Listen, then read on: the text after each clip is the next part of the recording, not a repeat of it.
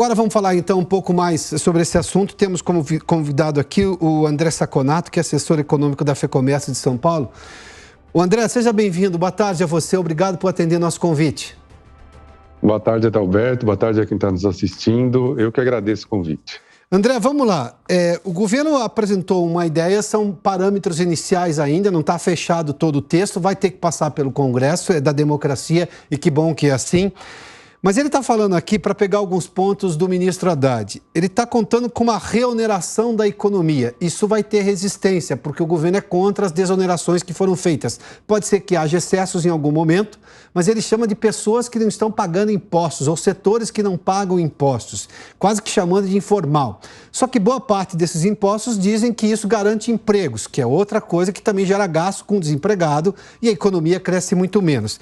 Bom, na sua opinião, qual a avaliação que você faz dessa ideia inicial do governo de arcabouço fiscal? Olha, Adalberto, eu acho que a gente pode olhar pelos dois lados. Tem alguns lados bons e alguns lados ruins e alguns que ainda estão muito pouco definidos. Eu acho importante a gente falar isso. Começando pelos bons, né? Que não deveriam ser bons, deveriam ser obrigatórios, né? O governo parece que se preocupa um pouco com a parte fiscal, né? Quer dizer, ao substituir o teto de gastos, ele poderia, numa situação muito pessimista, deixar sem nada. Ele se preocupou em fazer alguma coisa, em olhar a parte fiscal. O segundo ponto que eu acho positivo de toda essa história é que o ministro Haddad conseguiu convencer o PT e o governo de colocar os gastos de saúde e educação dentro e de investimentos dentro do teto. Seria uma grande tragédia, não adianta tirar, eu estou gastando nisso, naquilo, não vou considerar o gasto. É gasto do mesmo jeito, é dinheiro que sai, né, de uma maneira ou de outra. Então, isso é positivo, talvez seja um ganho do ministro Haddad. A parte do Fundeb, a parte das enfermeiras, na verdade já era, não é culpa do governo, porque já estava na Constituição constitucionalmente garantido para isso. Então, essas são as partes boas. A parte ruim, que eu diria desse ponto, é que é o seguinte, o gasto real sempre vai crescer. No dia que a arrecadação cair, o gasto sobe 0,6%. Quando a arrecadação subir, ele sobe até 2,5%. Então, não existe nenhuma possibilidade de o gasto real cair daqui em diante. Ele só vai subir. É mais uma gestão da fartura do que especialmente uma gestão de uma situação mais apertada, de uma situação de tentar diminuir, aumentar os gastos aqui. O grande vantagem do teto dos gastos sobre esse modelo é que o teto dos gastos não permitia aumento de arrecadação.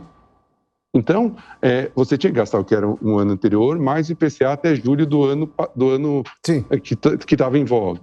Não dava para aumentar a arrecadação. Era toda uma lei baseada nos gastos. Essa é uma lei baseada no aumento da arrecadação.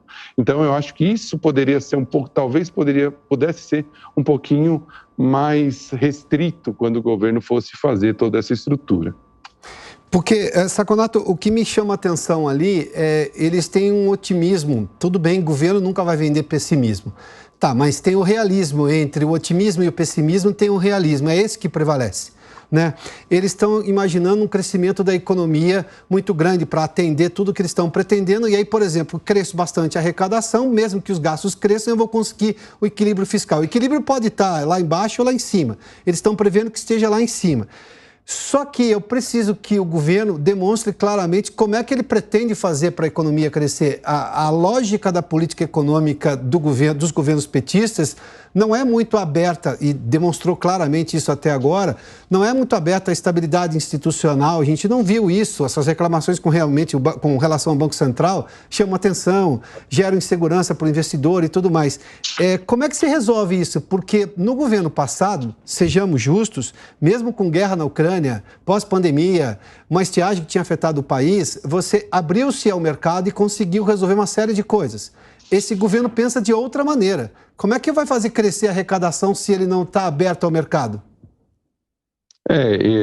Isso deveria ser algo conjunto, né? Quer dizer, eu acho que isso é menos culpa do arcabouço fiscal e talvez mais culpa do que esteja ao redor. Eu vi que um pouquinho antes da gente entrar, você estava dando uma lista de coisas, né, que facilitam, que prejudicam a luta contra a inflação, né? Declarações, declarações contra a privatização, contra o que era antes a nossa reforma trabalhista.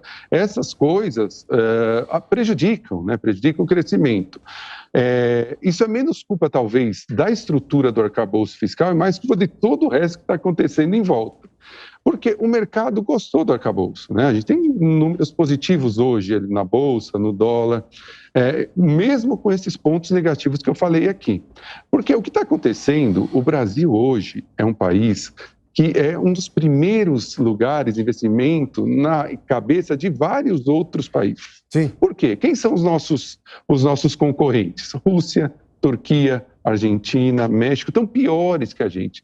Para a gente crescer era muito simples, Adalberto, é só você dar um pouquinho de estabilidade. Eu acho que o arcabouço fiscal, apesar dos efeitos, ele contribui para a parte positiva, mas, como você bem mostrou naquele quadrinho, tem várias outras coisas que contribuem para a parte negativa. Sim. E é essas que deveriam ser acertadas. O arcabouço fiscal é o melhor dos mundos? Não, não é. Eu mostrei aqui que não vai ter nunca, a partir de agora, diminuição dos gastos reais. Mas, de qualquer maneira, é um arcabouço. Não perfeito, mas acabou. Mas o problema é todo o resto. Todo o resto não contribui para que isso... E você tem uma razão, eu tenho razão no que você fala. Na realidade, como lembra quando o próprio ministro Haddad anunciou o corte de gastos? Uhum. O corte de gastos era corte de gastos que não existem ainda, que aumento de impostos, aumento de arrecadação por tirar alguma isenção. De novo, ele apela para ele apela para receitas que não existem. Por exemplo, ele citou apostas eletrônicas, né, que ele vai taxar apostas eletrônicas. Poxa, isso não é fácil, não vai acontecer da noite para o dia, eu vou taxar amanhã 20%, tem todo um processo legislativo, tem todo um processo de estruturação. E ele já conta com isso. Eu acho que isso é um perigo e você tem razão. É o otimismo na receita sem uma contrapartida de desejo de cortar gastos, que é o que o governo pode fazer automaticamente, não é isso?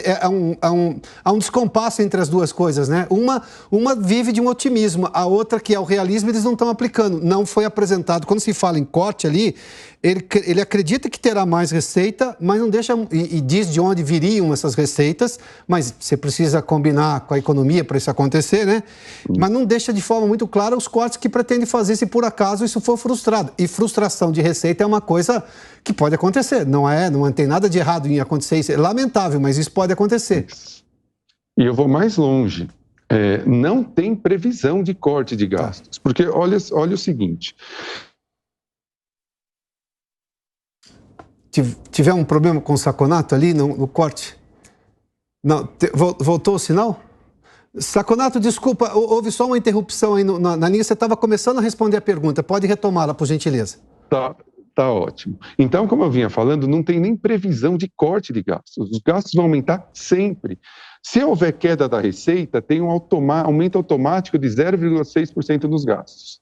Se houver aumento da receita, receita que pode vir para o aumento tributário, vale dizer isso, o governo pode tentar fazer isso aumentando impostos. Se houver aumento da receita, ele vai ser 70% desse aumento da receita pode vir em aumento de gastos. Por exemplo, se o governo aumentar em 3% a receita, o gasto aumenta em 2,1%.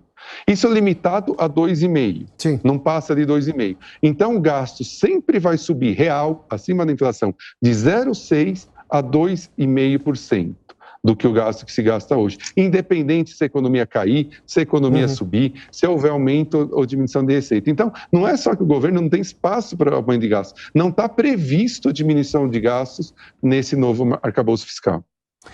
André Saconato, muitíssimo obrigado pela gentileza da participação aqui no Prós e Contras. Boa tarde, hein? Eu que agradeço, Adalberto. Boa tarde a todos que estão nos assistindo.